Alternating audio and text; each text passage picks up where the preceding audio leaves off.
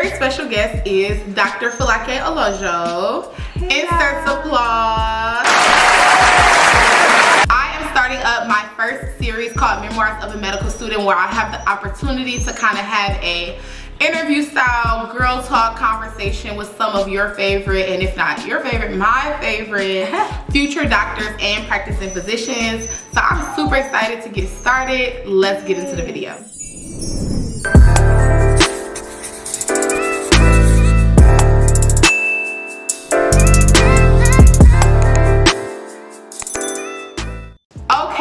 Welcome back to my channel. As I mentioned before, we are doing our Memoirs of a Medical Student series, and we're starting out with my homegirl. I call her KK. Y'all need to call her doctor. Period. But I just kind of want to start with the basics. Like, I want you to like introduce yourself, tell them who you are, where are you from, a little bit about your background. Okay. My name is Folake Olojo, aka Dr. KK Bakay. Follow me on Instagram at KK Bakay. And yeah, so I'm from West End, Michigan. It's the suburbs of Detroit. The origin of my name, of course, as a lot of you may already know, just based off the name itself, is a Yoruba. It is Nigerian. And both of my parents came to the United States for just to get a better education for college. Ended up settling down here, and then here I am. So they had me and my 3 brothers. And yeah, so I've known that I wanted to go into medicine since I was a little girl, since I was like old enough to realize that I can't be a princess. I used to tell people that all the time. I mean, like, I'm a princess, but like to make money, like I need to do something on top of that. I'm definitely blessed to be here. First of all, blessed to know what I want to do, you know. Okay, because a lot of people just don't even have that figured out. Second of all, blessed to be doing something that I want to do that is so competitive to become a part of. So I'm just so grateful to God. And here we are now, about to go to residency in my dream specialty, in my dream job. Hello. You probably, I don't know if I can read this, but it says pediatrics right here. So I'm going to be a pediatrician. I love it. Trying to pull them out for the interview. Yeah. Like, I want you to share a little bit about like your story, like how you got here. So like, I know you didn't talk about like your undergrad, like where did you go degree wise, you know, how was your path, traditional, non-traditional? I ended up going to, we could even rewind a little bit. I went to private schools in Canton for high school, let's say for high school, because before that I went to a bunch of different schools or whatever, but yeah. So came from that to the University of Michigan for undergrad. Go blue. Go green. Currently at the Michigan State College of Human Medicine. Period. So yes, everyone calls me a traitor, but I don't care. Oh my God. So growing up, I grew up, you know, middle class, maybe upper a little bit, I don't know. And everyone around me was kind of like similar in that aspect. I went to private schools with people who could afford to send their kids to school, even though there's an option for free school or whatever. Right. So yeah, it wasn't a whole lot of diversity as far as like their backgrounds go, as far as like ethnicity, their race, and definitely not in the socioeconomic status. So I was like really in this bubble, and I didn't really know a lot about a lot of the systemic racism going on and a lot of stuff like that. Going from that to the University of Michigan, like immediately I met people who are like working in order to send money home to their families while pursuing a career in medicine. Like my parents would never, they didn't even let me have a job because they wanted me to focus on school. Right. So to see the other end of the spectrum, it was just crazy. And that is part of the reason why like I want to go into pediatrics, but in an underserved population, because now I know a lot more about like all the disparities that exist and stuff. And then disparities in health, that's like what gets me the most. Like we're playing with people's lives here. So I don't want that to be a thing. So if I can minimize that as much as possible, then I want to do that. I want you to share, so you have a story, and tell me if you feel comfortable sharing it or not. Okay. But you have your own experiences with your health journey at a young age, and I want you to kind of talk about it if you feel comfortable sharing. Yes. In the year of 2012, I was diagnosed with type 1 ovarian cancer. So at this point, I was a sophomore in college, came out the blue. I have no family history of this or anything like that. No family history of anything like more serious than hypertension. Right. So it was like such a shock, of course. Yeah. And it just came out of nowhere. That's crazy. So it was wild. Like by the time they found it, it was the size of a 5-month fetus. Oh my gosh. My doctor actually asked me how you didn't notice this. So 5 months prior, I had reconstructive jaw surgery to correct a slight underbite. Oh wow, I didn't even know they were like that close. Yes, it was like the summer. Wow. That summer I had that surgery. My jaw was wired shut for 2 months. And then like after that, so obviously I couldn't eat any solid foods. Yeah. So I was literally living off of liquids. I lost a lot of weight. So by the time I got back to eating solid foods, I was just like, you know, I kind of felt a little bit of cramps and stuff like that. But I'm just like, well, obviously I haven't been eating, right? Yeah. So obviously now I have these random cramps. And then I was skinny, so like I lost weight, and then I wouldn't notice that anything was there until I ate like a really large meal or something, and I'll be looking in the mirror like, dang. Oh wait, it's liver. Oh. How did the exam go? I passed. Yeah! So, I think the last thing I said was, after I ate, I would look at how bloated I was and just be like, dang, like you are bloated. And I used to just be thinking, I know, I used to just be thinking like, dang, I really gotta chill. I need to go on a diet or something.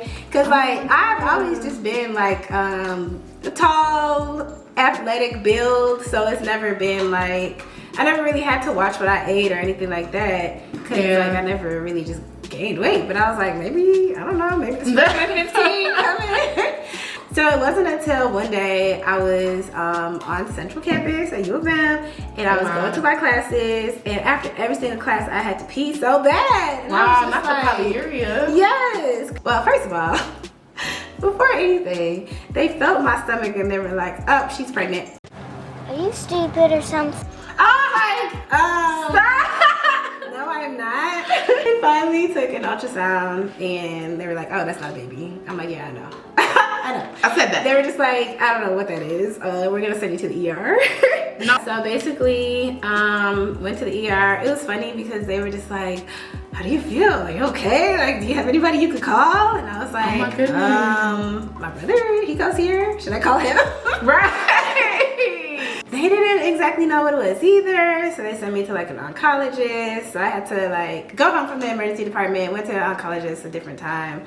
And that is where this actual story that's relevant to medicine begins, because this oncologist, who I'm not gonna name him, but he was just like very, very like rude during the whole experience. And mind you, before this point, I wasn't diagnosed with cancer or anything. He's just like grilling me. He's like, when did these symptoms start? I'm like, symptoms start? I don't know. When did you first notice this growing inside of you? I don't know. I don't know. I noticed it growing. Didn't I tell y'all I was peeing after class? I don't know. That was like the thing. I thought I was just bloated. Exactly. Yeah. And then I'm talking to him. I was like, well, the thing is, like, just a few months prior, I just started eating solid food again. He's like, that has nothing to do with this. And I was like, what? Like, I'm like, you know, let me explain, like, why I didn't notice this. And he's just like, no, jaw surgery has nothing to do with this. You need to pay better attention to your body. And at that moment, I was like, what? And he was just like grilling me, like, when did it start? When did you first notice this? When did it start growing? And this and that. And then I'm just like not able to answer these questions. Or when I try to, he's cutting me off and telling me it's not relevant. And then that was the part where I was like, okay, like, I know that this doctor is not supposed to be saying this to me. Like, I have valid reasons why I didn't notice anything going on. I had valid explanations in my mind that I thought was valid as to why my body was reacting how it was.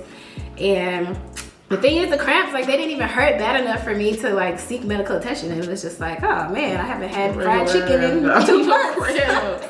The whole interaction was bad. And then finally, he had me and my parents in the room, and he was just like, yeah, so I'm pretty sure it's cancer. And then like my parents' reaction was just like, dang. You don't know how to break bad news. No. What's happening? What's going on? I feel like I know this story, but also like I'm still mind blown. My parents are like, "Wait, how do you know? Like, you can't tell. Like, how do you know?" Basically, and he's just like, "I've been doing this for over 30 years. I know cancer when I see it." And they were just like, "What?" Like, he said it like just so still like that. Goodness. And he was like not caring about their reactions. Like, obviously, if you hear this, like, imagine being a parent hearing this about your 19-year-old only daughter, you know, for the first time. Oh my God. It's like, you know, there's a way to break it to it. And it was like, you know, they were asking all these questions and stuff, of course, and, you know, with the hysterical reaction, of course. And I felt like in my mind he was just like, "I'm so over this, like, what?" Like, wow. his demeanor was just so cold and off-putting. Some of the following appointments that I had with him though, basically sometimes he was like really happy and he was like a whole different person. And it was like, "Who is this guy?" And I'm like, "Wait a minute, we are not cool. Don't be over here right. after all you put me Not like he can, and you just getting bold. out here making jokes and stuff." Go away, I was sir. like, "Wait a minute. Like, okay, maybe you can argue that sure, doctors have bad days too, but at the same time, if you are delivering that type bad of news news today, then exactly that type of news, you need to just like at least act like you care. Like, at least don't have it written all over your face that you're behind all these appointments and you're ready to go. That's not my business. Exactly. Why I gotta be punished? So would you say, like, being in medical school, you had encounters with physicians with similar demeanors? And if so, how did you handle them? I don't think I've experienced that in medical school. At least nothing that comes off the top of my head. Yeah. Or, I mean, sad to say, but at least if they did feel like they were rolling their eyes or this is a waste of time, they wouldn't make it known in the room. Yeah. They would at least wait until they get back to, you know, their colleagues to be like, "Oh, this person is tripping," or whatever. Yeah. But like, not to the patient. I actually had really good experiences where they broke the news like perfectly. I be mad impressed when I see Me physicians too. breaking good bad news. I'm Yes. like, where did you get this skill? Yeah. Like, because I feel like in medical school, like, we went through like the clinical where it was like, "Oh, this is how you practice breaking bad news," but it wasn't no real bad news to break. Right. You know, and I'm assuming this is something that you kind of get adjusted to and learn better in practice. Maybe even go through extra training, like, oh, there's maybe a seminar or PowerPoint, I don't know. How to like best break bad news, but it's just like, I really feel like you can't really figure it out till you get there. One thing about me, I'm not like very emotional, and I don't take stuff to heart. So like, She don't got no feelings, y'all. Yeah. She ain't got no feelings. I have feelings. It's just not as strong as a lot of other people. So like, when he was saying all this, I wasn't so like hurt. I wasn't devastated, and I wasn't like, "Oh my gosh." I was just like, "Wait a minute, he shouldn't be talking to me like Right, this ain't right." Right. And then like, you talking to my parents like this, that's what really got me. Yeah. Like, it wasn't even about me. It was Like, like, who was you talking to? Exactly. So yeah, so I just feel like that experience maybe happened for a reason, for me to see the different ends of the spectrum. And not even just to see it, but to like be inside of it and experience it. And then just really made me realize that like, somebody like my oncologist is seeing these cases every day and diagnosing cancer every day, like you said, for 30 years. It's gonna become routine to him, of course. But you still have to think that this is not routine to every family that comes in and is getting diagnosed with cancer. It's not routine to most families coming in. Like, this is new news. Exactly. So I know that you went to U of M. You got your bachelor's in... Yes, so I got my bachelor's in biopsychology, cognition, and neuroscience. Okay, I'm glad you said all that. Basically, it's just neuroscience, and then they throw in some biopsych in there too. Okay. So yeah, very common track for pre-med students. Yeah, so you were a science degree, went there for undergrad, you applied to medical school straight out? Yes, so with everything I had going on, I actually took an extra year to complete my bachelor's. So I finished that in 2016. And then after that, so I have an older brother who we've gone to the same schools my whole life. And he's a resident right now in MedPeds. And we've got I feel like I didn't know he was MedPeds. Really? I didn't know that. Yeah. Wow, I love that. Maybe because every time I ask saying while he was in med school, he changed it so much. So. Okay. Like, why did it not look like He ended up with it? I love that. Yeah. I just was like, basically, I'm just gonna follow the track that he followed. Yeah. Obviously, we were like the same candidate. So what he did was he went to so after he finished undergrad, he went and got his master's in physiology, I think. But it was like a specific program to help people to get into medical school. Yeah. To get like more competitive grades and get to medical school. Mm-hmm. So I ended up applying for that same program, and I was like telling my post-bac parents, style. yeah, pretty much like a post-bac. And I just remember talking to my parents, and I was just like, I'm not gonna apply right now. I'm gonna get my master's first and then apply. Mm-hmm. And they were like, no, just try. And I was like, what? I mean, I guess, okay. So I was like, fine, sure, especially because they were paying for my application fees. Yeah, so I was that's like, period. okay. Yeah, tell me twice. I guess I could try and see what's the worst that could happen. So I actually did end up getting some interviews. Yeah. And Michigan State ended up being my top choice. And here I am now. Crazy. I did go through the ABLE program. So basically that's a 1-year post-bac. So this is how the ABLE program works. Everyone out there. Break it down for the people. So- Specific to Michigan State Yes. College of Human Medicine. So after I applied to the medical school, they told me to go through the ABLE program first. So what that is a 1-year post-bac where it's upper level science classes, upper level undergrad science classes, also mixed in with some medical classes that they made specifically for the program. Mm-hmm. So I did that, and I was like, this is way better than going and getting like a master's and going for a couple years and then still not having to be guaranteed that I go get into medical school.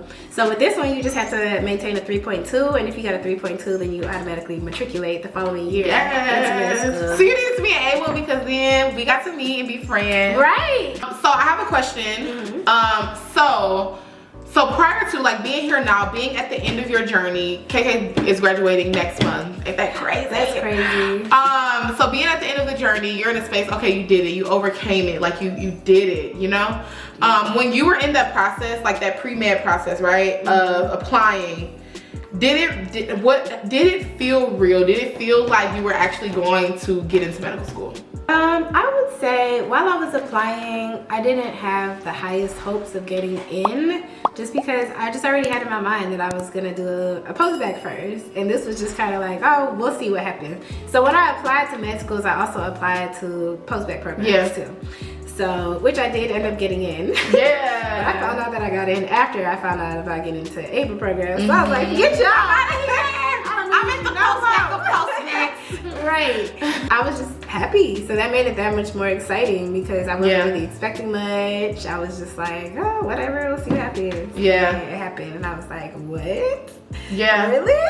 Yeah. So what is like one piece of advice that you would give to somebody right now where they're deciding like, should I apply post-bac? Should I apply med school? I'm not really sure about it. What piece of advice would you give them? Of course, it's different because it's like a case-by-case basis just because, you know, everyone's grades are different. In addition to grades, other things count, like did you have leadership positions while you were in undergrad? Yeah, did you do research? Did you have clinical experience? Important. You know, all these things kind of compile into going into what your application is gonna look like. Yeah. So if you know that your grades in college are really not the best, and you know that your MCAT score is really not the best, then I would say that you should go and try to do a post-bac program and just really try to work your hardest during the post-bac program. For a lot of people, they end up getting a higher GPA in post-bac because they're not doing all the extracurricular that they do in undergrad. That's so all you can do is you just are focusing on studying and maybe work outside of that. But I'm not going to discourage people because look at what happened to me. I feel like, I mean, my grades were decent, but they weren't like the top of the top. So would you share what your grades were? I'll say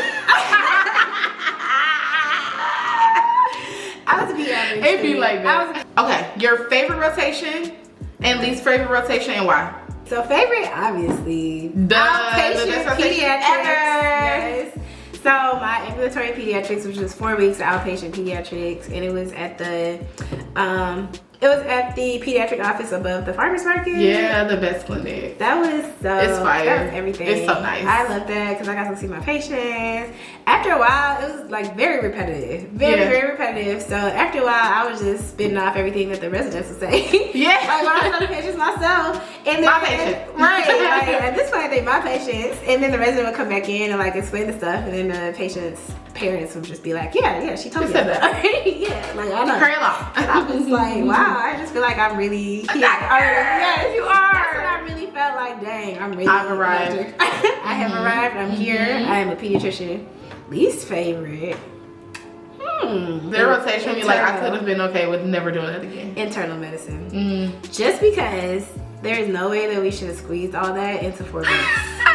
Facts. 4 weeks. That was the 8-week rotation for sure. Yeah, 100%. Like, so there were. And not the bar still going up every week and like what? Girl, I was just like, this is too much for 4 weeks. You can take like, more patients. Just like I haven't even figured I don't know out what's going on. Like I'm trying to study and like how are you studying the whole body of the whole adults in 4 weeks? Literally. Like that was too much. So I didn't necessarily have any like negative experiences on that rotation. It was just the rotation was too short. So before I go deeper, I wanna just knock this debate out real quick. HBCUs versus PWI experiences. So you went to PWIs for both your undergraduate education and your medical school journey. Right. How would you describe, or what would you say your experience as a Black student at a predominantly, PWI is predominantly white institution, HBCU is historically Black colleges and universities. Yeah. For those that don't know. Yes. How would you describe your experience as a Black student in those spaces? Really, I would say that I was very lucky and blessed to not have really experienced any like blatant racism towards me or anything like that. At least nothing that I recognized at the time. Yeah. But while I was at U of M, there was this whole like hashtag movement going on. We actually made it to CNN. Some of our students made it to CNN for hashtag being Black at U of M. So it's called hashtag being I U of M. heard of that. Yeah, so like basically it was just, I guess like the main thing around it was that there were only, I believe, 4% Black students in the entire University of Michigan. Only 4%. It's like, come on now, I know more than that are like qualified to be here. It has to be. So that's when it goes into more like institutionalized racism and like what's really going on. Why are the numbers so low? Yeah. And why are y'all saying that, you know, it's such a diverse school and there's only 4%? Not them calling it diverse. Exactly. That was that. And what about being in medical school? At medical school at Michigan State, we had a very diverse class. We did. Very, very diverse. We did. So grateful for that, man. Exactly. Our class was actually more non-white than white. So, yeah, it was cool. Yeah, and not more Black than white, but just more like non-white. Exactly. So I want to touch a little bit on imposter syndrome. Okay. With what many of us, people of color, deal with. Would you say that that's something that you experienced while being in medical school? And if so, how did you navigate it? I was just like so happy when I found out that this had a name to it, because I didn't even know about it. Right? Yeah. I'm like, dang, I'm insecure in the mouth. Yes, that's exactly what I felt. I was just like, dang, why not? Yes. I got confidence issues. Like, that's what I thought. And then it wasn't until one of my friends, she's actually getting her PhD in psych. She's gonna be like a clinical psychologist. So she posted like this meme or something about imposter syndrome. And then I looked it up and I was like, oh, like that meme? But what really helped me, which I feel like during my clinical years is really when this came on, I just feel like, you know, I'm here for a reason. I'm fulfilling my purpose. God is the one 100% who brought me here, not by my own merit, you know, not self-made, God-made, all that. And I'm just like, he showed me time and time and time again that like he got me through this whole thing. And me trying to compare myself to like, oh, what about the people who got 260s? Why did they get 260s and not like average or whatever?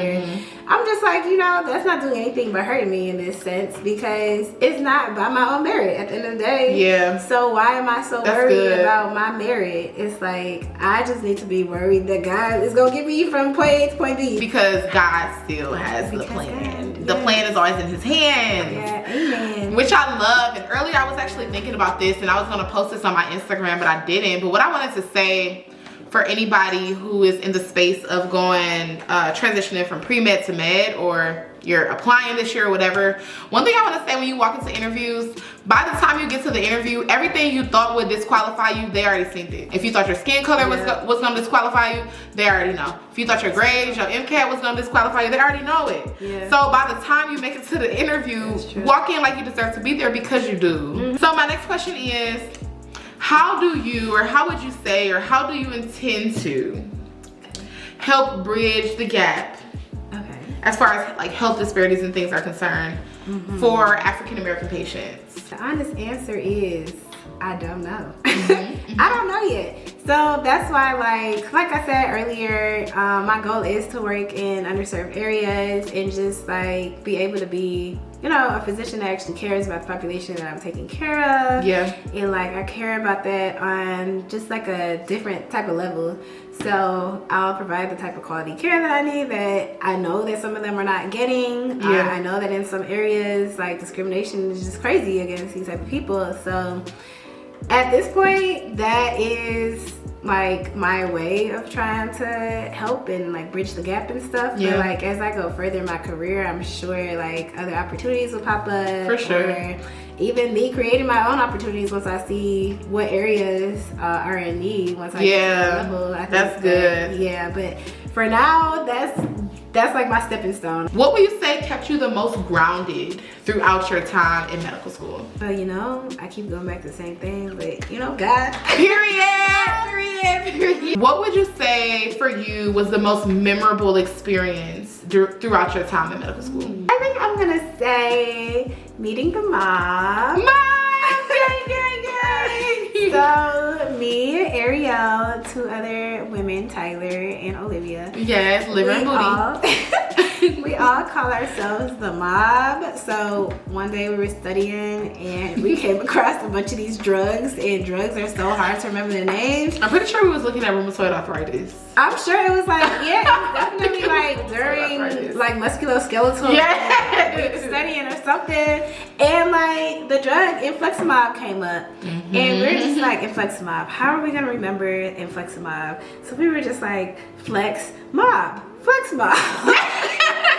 Flex mob.